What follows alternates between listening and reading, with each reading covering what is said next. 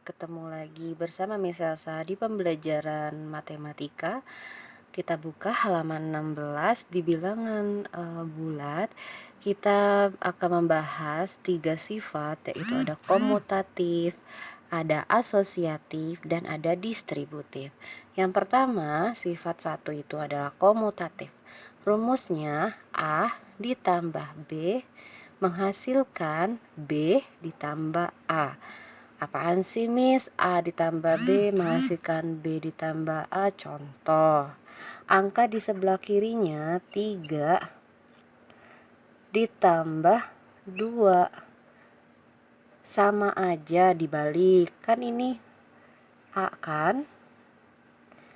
3 itu dan ininya B.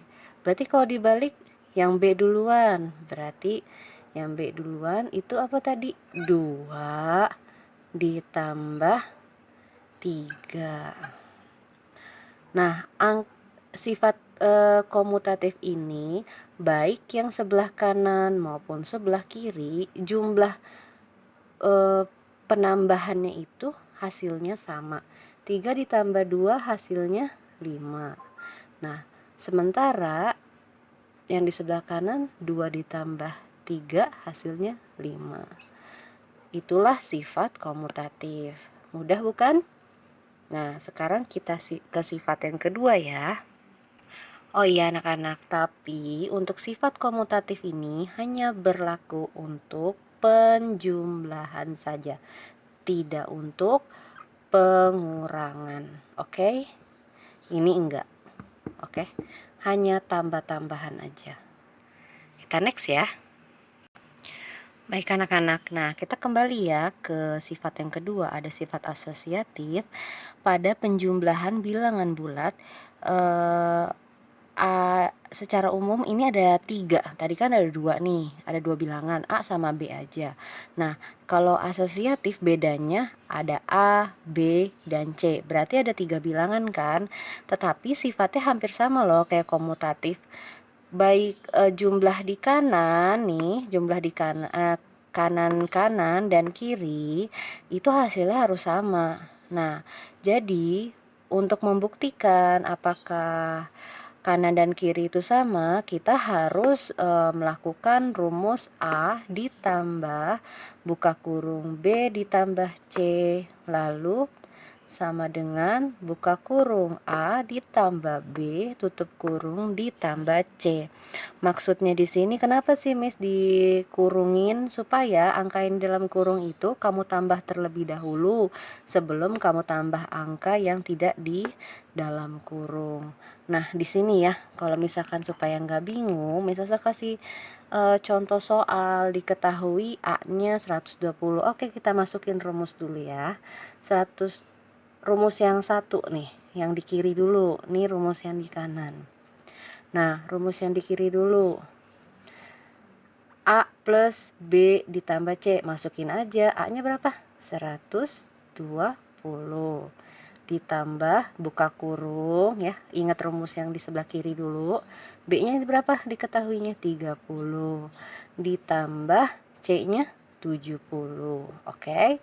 Ini rumus sebelah kiri. Nah, coba yang di sebelah kanan nak. Masukin A-nya, buka kurung dulu. A-nya 120 ditambah B-nya 30 plus C-nya 70. Oke, sekarang kita sama-sama hitung ya. Kan kata Miss ini dulu yang dikerja ini yang di dalam kurung. Nah, oke, kita tulis lagi, ulang. 120 ditambah 30 ditambah 70 berapa? Ya, betul, 100. Oke. Terus 120 ditambah 30 150 ditambah 70.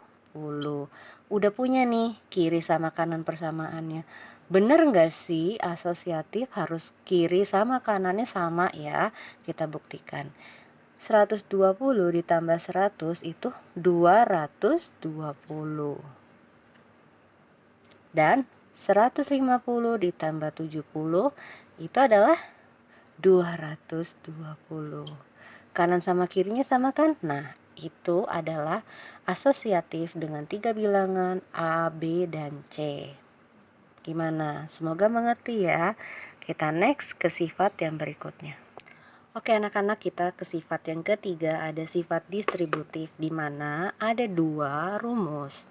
Ada yang menggunakan kalau misalkan dia penjumlahan berarti A dikali B ditambah C. Nah, diurain deh, A dikali B ya kan, ditambah A kali C. Ini sama aja. Baik yang kiri maupun yang kanan akan menghasilkan angka yang sama, namun rumusnya seperti ini. Coba ya ke aplikasi soal. Tadi berarti kalau kayak gini pakai rumus yang pertama, 12 dikali 5 ya kan.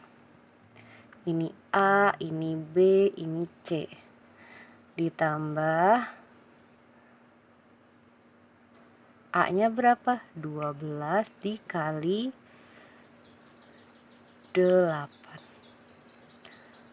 Nah, 12 di sini kiri. 5 ditambah 8 berapa? Nah, 5 tambah 8 hasilnya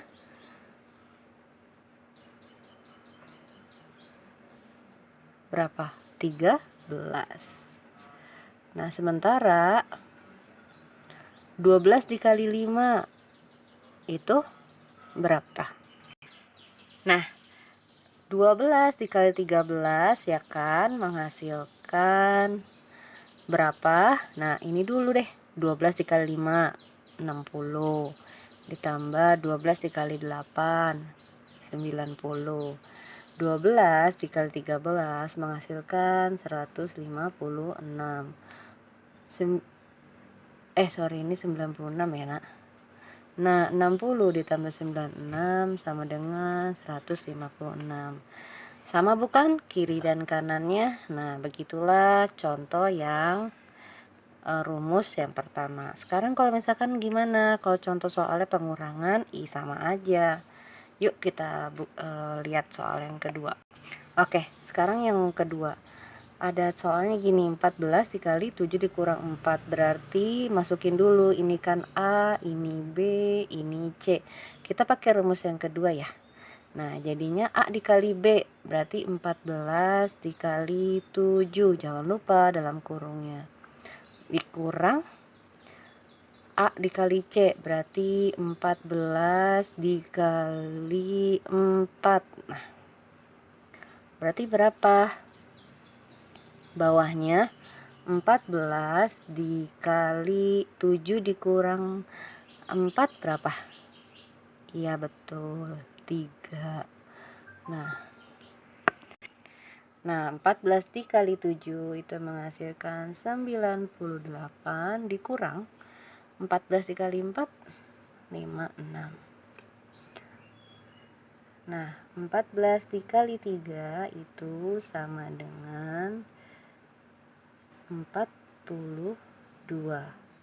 Begitu juga 98 dikurang 56 sama dengan 42. Nah, mudah bukan? Nah, ada sifat lain dari bilangan bulat, yaitu yang pertama, penjumlahan bilangan genap ditambah bilangan genap sama dengan bilangan genap. Nah, gimana sih? Angka bilangan genap itu kan dari mulai 2, 4, terus 6, 8, dan seterusnya. Coba ya, bilangan genap 2 ditambah bilangan genap 4, hasilnya 6. Bilangan genap 4 ditambah bilangan genap 8, 6 dulu deh, 6 sama dengan 10. Bilangan genap 6 ditambah 8 sama dengan 14. Begitu seterusnya, oke? Nah, yang kedua ada penjumlahan bilangan genap ditambah bilangan ganjil, hasilnya ganjil. 2 ditambah 3, 5. Ya kan, ini genap, nih ganjil. Terus 4 ditambah 5, hasilnya 9 ganjil. 6 ditambah 7, hasilnya 13. Gitu ya, gampang. Nah, yang ketiga ada jumlah bilangan ganjil ditambah bilangan ganjil, hasilnya genap. Contoh, 1 ditambah 3 sama-sama bilangan ganjil kan. Nah, hasilnya berapa? 4, bilangan genap. Terus ada 3 ditambah 5 sama dengan 8, bilangan genap. Nah, terus habis 5 ditambah 7 menghasilkan berapa? 12, hasilnya genap. Nah, jadi seperti itu ya, ganjil-ganjil genap, ganjil-ganjil genap, ganjil-ganjil genap. Itu pada penjumlahan. Oke anak-anak, sekarang kalian coba kerjakan hal latihan di buku paket halaman 16 sampai 19. Semangat!